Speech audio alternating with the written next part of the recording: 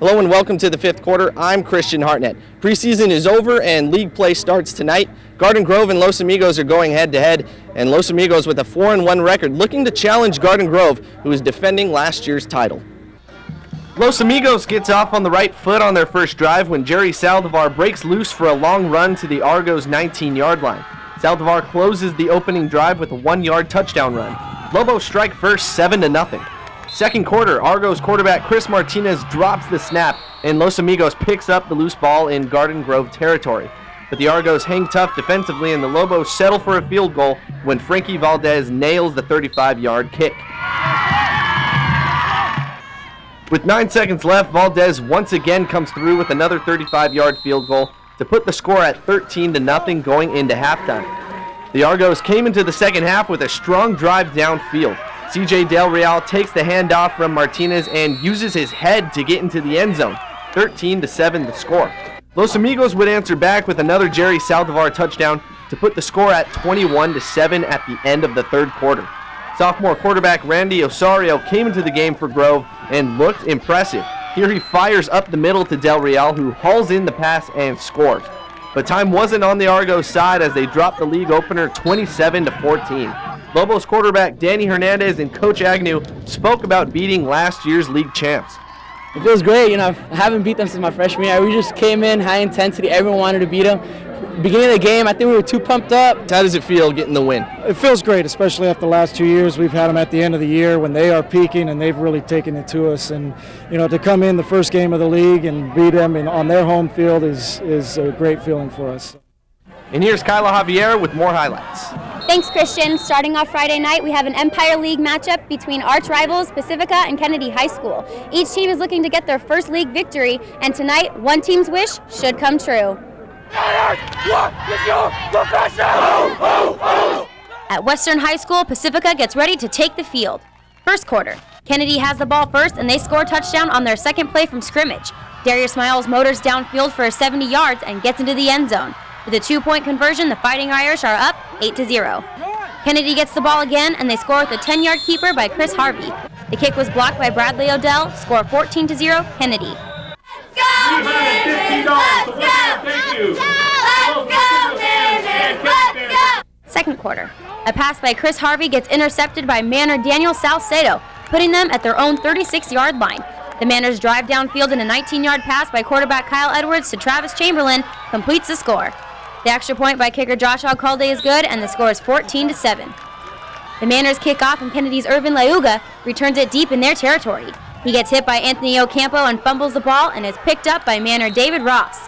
Pacifica is unable to get into the end zone, and kicker Josh Alcalde kicks a 28-yard field goal to put the score at 14-10.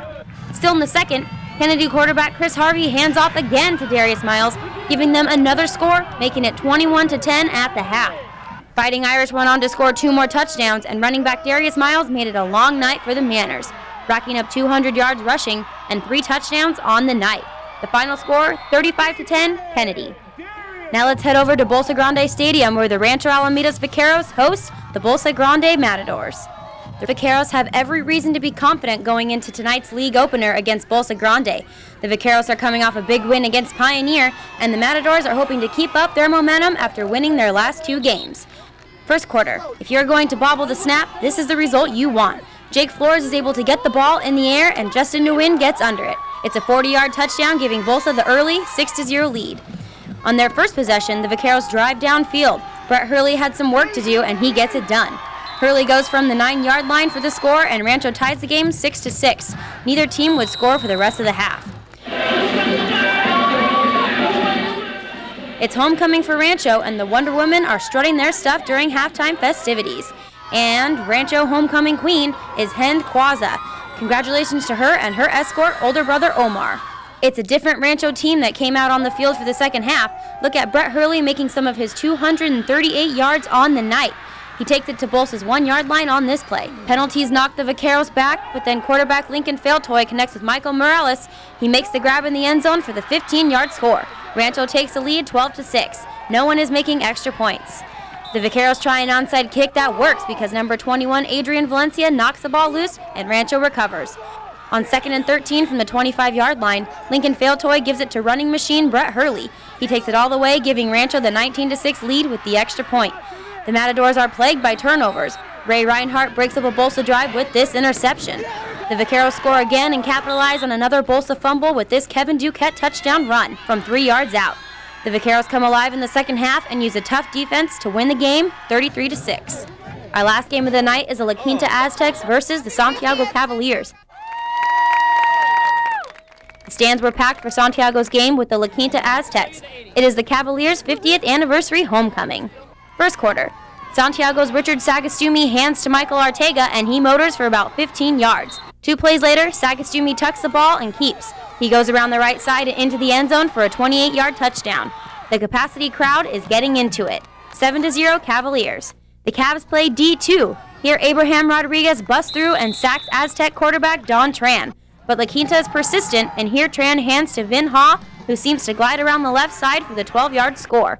The point is missed, and it's 7-6 Santiago. Late in the first, Sagastumi is under pressure. Alex Guizar strips the ball, and Jimmy Nguyen is all over it. He scoops up the ball and goes 60 yards for the score. 12-7 Aztecs. Santiago High School celebrated 50 years with the fairy tale homecoming. The packed stands watch as Sophia Plaza was crowned homecoming queen. Even the principal wanted to preserve that moment. Third quarter now, and La Quinta's Tran goes to the air. His pass is right on the money, and Darren Nguyen catches it in full stride. Step, and he scores. It's a 30-yard touchdown. Coach Andy Diaz says we're going for 2, and Tran takes it in himself, 20-7 La Quinta.